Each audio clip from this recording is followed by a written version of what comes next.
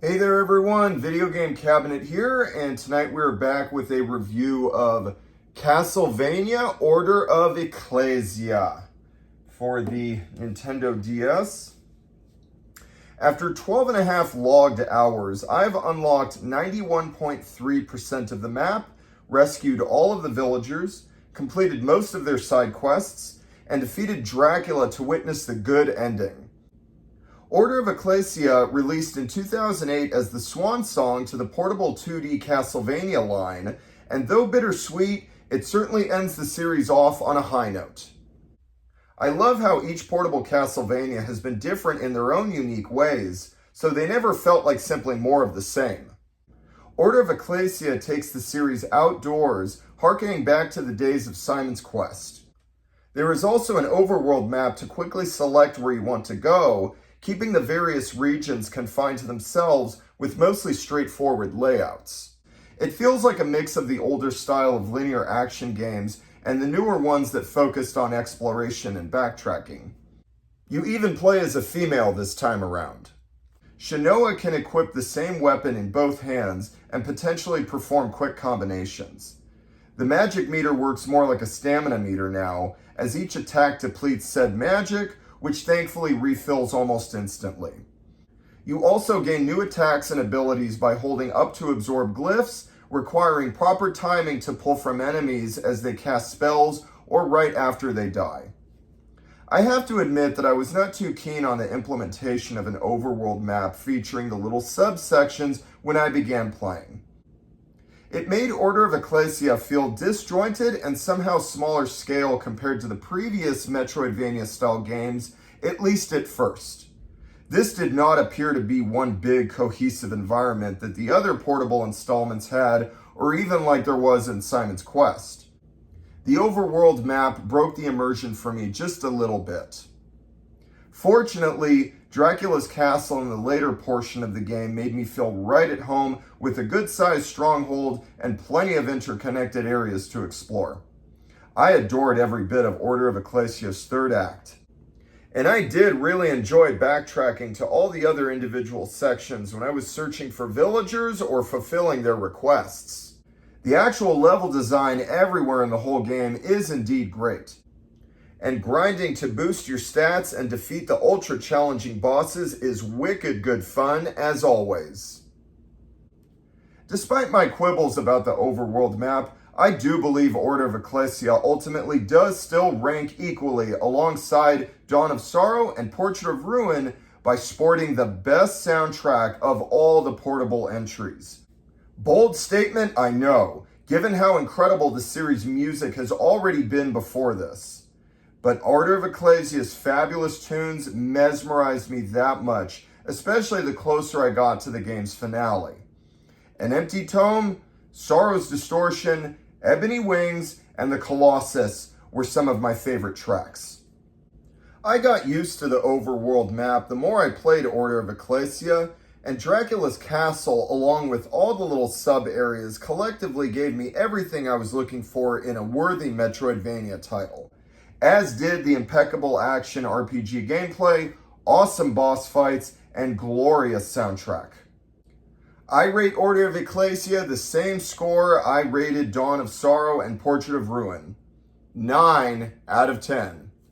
And that is my review.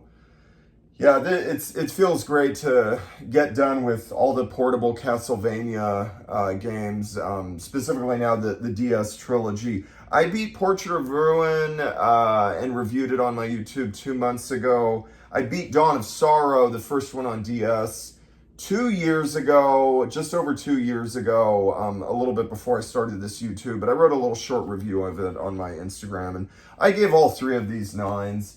The other portable games, Circle of the Moon, that I played back in college, and I think I played it again later on in my mid to late 30s. That one I also gave a 9. Harmony of Dissonance, that one, it's been a while since I played it, back in college. That one I didn't like as much as the others because the music was really weak, but from what I remember, maybe 7.75, I don't know. I have to play it again. That one is the weakest of the 6 portable ones. And then Aria of Sorrow, that's definitely a 9 out of 10 on the Game Boy Advance. That one was great. So 5 out of these 6 games are worth 9 out of 10. You know, they're all pretty much equal, I think, except for Harmony of Dissonance. That's the only one that I don't give a 9. But yeah, when I started this game, back to Order of Ecclesia specifically, when I started Order of Ecclesia, I was not, like I said in the review, I was not too keen on having an overworld map. I like it where it's just one big cohesive world, like Simon's Quest did back on the NES. That game had its own little issues. Still a really, really good game. That one I think I gave an 8 in my review recently. It had some problems with really, really weak boss battles, but other than that, I love the big cohesive world, and the music was really great in it.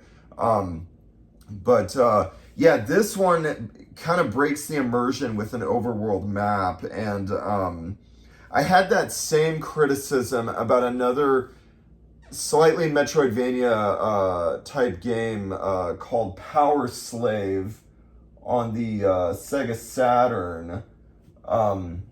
Yeah, this one is like a 3D Metroid. Power Slave is like a 3D Metroidvania type game, a little bit like Metroid Prime, but released earlier. However, it does break the immersion by having an overworld map. I think I gave this one an 8.5 when I reviewed it like 2 or 3 years ago. It's been a while, I forget. But yeah, Order of Ecclesia here does do that, but then towards the end of the game, they do give you a good-sized Dracula's Castle to explore. It's not quite as big as the other castles in the other games that are just that castle. But I think collectively, I was thinking, should I really let that map bother me, in the first half, 2/3 of the game? Because I can go back to those areas and it's just a small break, and then you go into the level. So, I mean, it really shouldn't be that big a deal. So, I mean, and the other thing was that as I reached towards the end of the game, like the whole game has wonderful music. But like the deeper that you get towards the end of Dracula's Castle, oh my God, it is really, really good. The music was phenomenal in the other 2 DS games, but this one, holy crap, it gets really, really good. But yeah, there's one song, I think it's called Sorrow's Distortion, that they play during a boss fight halfway through the game. That one's really good, but then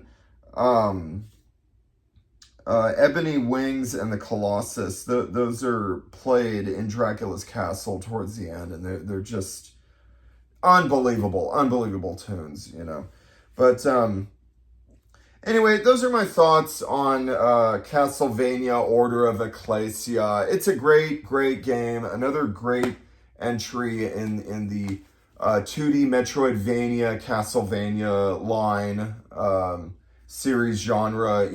I think they do a great job with it. And the music and the really tight gameplay and controls and level design itself, and the epic boss battles, that really is what makes this, what brings this to greatness. Even if I'm going to quibble about the little overworld map, it's really not that big a deal in the presence of all this other greatness. And it really does deserve to be ranked equal, pretty much relatively equal alongside Dawn of Sorrow and Portrait of Ruins. So anyway, there it is, 9 out of 10 for Castlevania Order of Ecclesia, and have a good night.